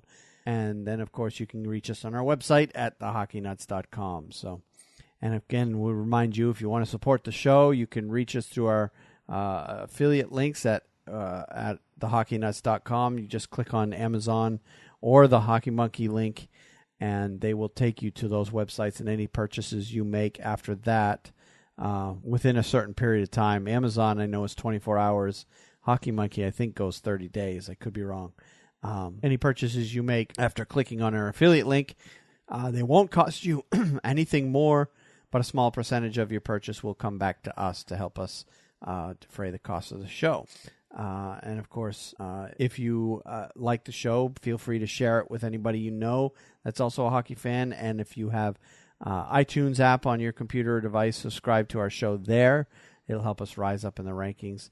Like, comment, and share any of our content wherever you see us on various social media pages. So, and then, of course, reminding you we are just a couple of fans, so shouldn't treat us to anything other than that. That's what we are. So we love doing the show. We're going to do it regardless of what's going on. We just love the game, love talking about it, love getting together every week and just talk about it. So with that, unless Steve, you have anything else, we're going to go ahead and end it. We're going to end it. I tell you, next week's show, hope everybody tunes in. It's going to be very exciting, and a lot of things are going to be determined prior to that show. There'll be more teams clinching playoff positions. We'll get to really talk about the NCAA Frozen Four in length next week. Yep. And we'll also be able to share our feedback and feelings regarding the Centennial Fan Arena, which is, I'm tickle pink. I'm looking forward to Sunday. Yeah, the next recording for sure is going to be on the eve of the semifinal games in college hockey. So we'll talk more in depth about the 4 teams that are remaining in that tournament. And yes, I agree with you. We will have lots to talk about the fan experience at the NHL thing coming up. So if you live in a city that hasn't had theirs yet and want to hear what it's all about, tune in next week, and we will give you all the details on what we experienced there anyway.